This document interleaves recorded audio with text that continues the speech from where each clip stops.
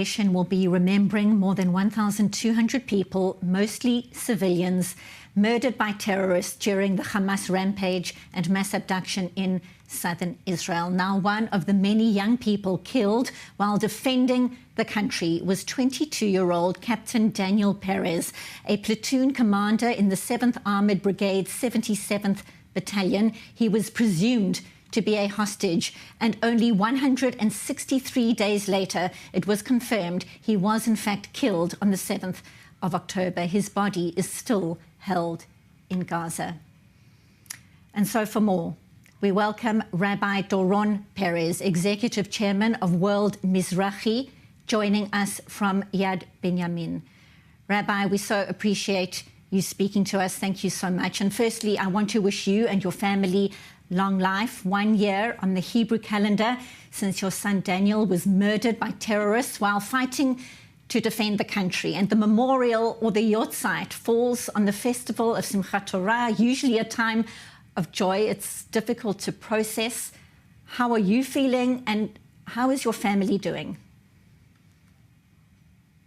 Who could ever have imagined last Simchat Torah that this would where we would be? I don't think there was a person who could have, a human being who could have imagined what type of year we would have. It really is, the unimaginable has unfortunately become our reality.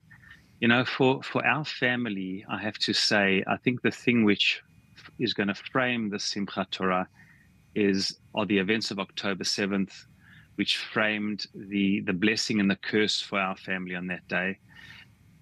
On the one hand, our beloved son Daniel fought for 2.25 hours so bravely and valiantly and gallantly with his sevet parents, of which 3 of the 4 have been taken hostage. And we hope and pray that Matan Shachar Ben Anat is alive. He was alive until a few months ago, and we hope and pray that he's alive and will come back with the other hostages to tell us the story. And unfortunately, as you mentioned, our son Daniel and another tank mate, Itai Chen, were considered dead within a week of each other all those months ago. But I will say that was the terrible curse.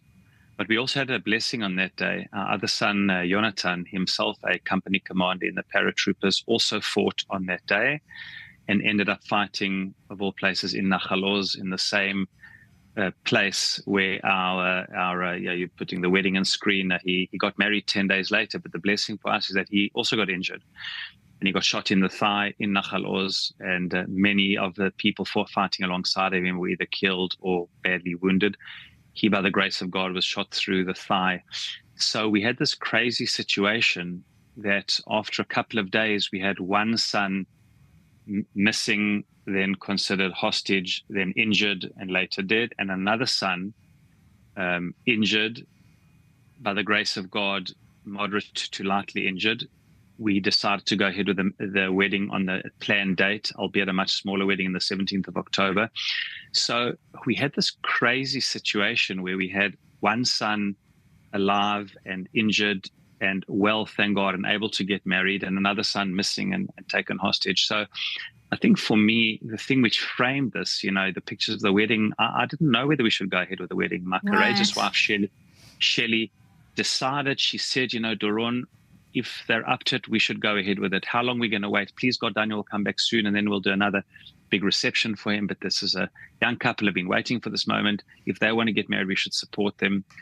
And what I was most fearful of is that I wouldn't be able to genuinely celebrate knowing what's going on with Daniel. But an amazing thing happened. I learned an incredible, painful, but exhilarating life lesson, that we were able to dance, shed tears of happiness, and move almost seamlessly to tears of such pain and angst and worry under the chuppah, right, and then wipe our tears away and be able to celebrate. And somehow, I don't know how, because if you would have told me it was possible before, I would have said it's not possible.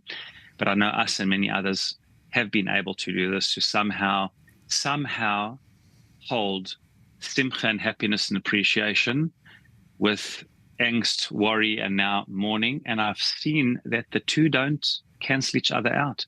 The human heart is expansive enough to somehow hold this. So I have to say to you that for our family, and I think in some ways for the Jewish people in the state of Israel, Simchat Torah is a day of enormous pain, loss, and suffering and barbarism, but also a day of not only where our son was saved, but God only knows what would have happened had Sinwar convinced Iran and Hezbollah that he wanted to do for the Radwan forces to attack on that day. God only knows what would have happened if on that day the Radwan forces would have attacked and caught us by surprise. Who knows the situation that the state of Israel would have been in. So I feel it's a day of incredible pain and suffering, and a day where 1,300 families have a yahrzeit, including our family, and where there's still 101 hostages, which is unimaginable. But at the same time, it's a day where, our son was saved, the other son, and so many miracles, in my opinion, happened on that day, not only to save those who fought, but actually to avoid, God forbid, what it could have been the most, an even bigger and more horrific disaster. And that's the gam v'gam, the dichotomy that I'm trying to hold together. And you explain it so beautifully. I'm in awe of your ability to see the happiness and the positivity, as you say, at a time of unimaginable pain. And Rabbi, you spoke very recently on the 7th of October at the UN, and obviously it was abundantly clear to those who had the privilege to hear you how close you are to other hostage families. And I'm wondering if you could share the comfort that you give one another at this time. As you say, 101 hostages remain in captivity, and there's still no confirmation as to how many are alive. How do you support one another? We're hearing your message now of inspiration, but that pain that you share with other families, talk to us, tell us more. You know, when you're in the same boat as somebody, you all feel each other's pain. You don't actually really need to talk, because you just need to hug each other and feel each other's pain. We know what we're going through, like what our sages say, nosei b'olim chavero, to just share the burden of pain. And the fact that, I don't know how Gilad Shalit's parents did this alone, absolutely alone. We have never been alone. As painful as it's been, we've unfortunately been amongst 250 hostages in the beginning, and now unfortunately still 101. It's just unimaginable. But we're a community of people, and because we've had to sort of band together, we've really become very friendly. I must say, personally, I've become closest to the other soldier families, because from the word go, to me it became clear, and to all the male, the parents of the male soldiers, say the male soldiers, because it seemed that Hamas, at least in principle, had agreed to view the female soldiers as females, and therefore could be part of a humanitarian agreement. Hamas never ever agreed to view male soldiers in uniform, especially those who were taken in uniform like our son, and amongst another around 20, to see them as part of any humanitarian deal, even if they were injured. So the families of the soldiers have sort of, because of the proximity, the closeness of the type of experience, we become very close. But I've also become close to many of the families that we see and interact with. And on this particular trip, it was very special. There was the two siblings of Omri Miran, his sister and brother Nadav and Naama. So we spent a lot of time together. And then there's also a Muslim Bedouin cleric, a man by the name of Ali Al-Ziyadna, who I actually met early on. His brother Yusuf and three of his children of his brother, i.e. his brother Yusuf and three that from Rahat, and three of his nieces and nephews were working in the fields of Kibbutz Cholet, if I remember correctly. Right. And even though she wears a hijab, and she was clearly a religious Muslim, she was taken hostage. And one of the daughters and sons, the son and daughter came out with the first hostage deal. But Ali still has a brother and a nephew who are both married. And I just have to say, I pointed out in the speech at the UN, is that there were 22 Bedouin which were killed on the day, and eight taken hostage, including 4 from Ali's family. And we all become very, very close, because anybody who supported the state of Israel, Jew and non-Jew alike, as we know, where there was no discernment between male or female, young or old, Jew or non-Jew, Muslim or non-Muslim, which is really crazy. So we really become very, very close. Right. I have to say just one thought in this. Again, I feel in inverted commas, in some way, we're one of the luckier ones. I can't look in the eye any parent who still has a child or family member who, please God, is alive. I know what we went through in those first 163 days. I saw what my wife went through as a mother who just could barely, I've often shared that she could barely eat without worrying whether Daniel was eating. He's a very particular eater. She could barely wash her hands in warm water and certainly not shower without worried about what Daniel was going through, because every day she was so concerned as a mother about him, whether he's eating and hot or cold, how much more so during this time. So I have to tell you that the unimaginable, there's so many, we use the word unimaginable lightly, but can anybody imagine having, God forbid, 1,000,000 times over, a child who is a hostage and for a year?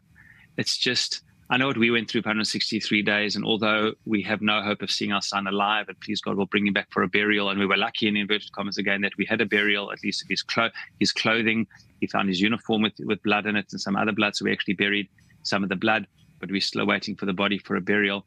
But knowing what these families and children are going through, unimaginable. Parents, it's just so all we can do is hug them and be with them. And in our own tank, we've got, as I said, with the Chen family waiting for Itai to come for a burial, and we've got the Angris family. Please God, Matan should come back alive. So they should all come can back. Only pray. As you say, Amen. As soon as possible. Rabbi, I don't have much time left. The country knows Daniel as a hero. He fought to protect the nation for hours. Briefly, if you can, tell us more about him. Daniel was the most fun-loving child you can imagine. ADHD, sport extreme, adrenaline junkie. He only ended up in Shirion. The tanks are very popular. They weren't as popular a year ago, and thank God they're such an important unit. But Daniel ended up in tanks because he got injured in a wakeboarding accident, and his profile got dropped, and he fought to get in. The kid who absolutely loved life, tens and tens of best friends. I think Daniel was the best friend you could have. He was just, so many people have told us that we always knew that he was invested in his friends, but the most fun-loving child with incredible friendship. And I think it's not by chance that Daniel fell with his friends. The only officer in the Israeli army, to the best of my knowledge, who sleeps with his crew, those who report to him, is a tank commander, because a tank commander, they're all together. And it's so apt and appropriate that he fought with friends, unfortunately fell with friends, and he was the best friend you can have. And with all the pain, we're proud that he, and so you should be, truth, did what he needed to do to defend our country. May his memory be a blessing. Captain Daniel Perez, may his memory be a blessing. Rabbi Doron Perez, thank you so much for being with us, the Executive Chairman of World Mizrahi Movement. Thank you for speaking to us, and long life to you.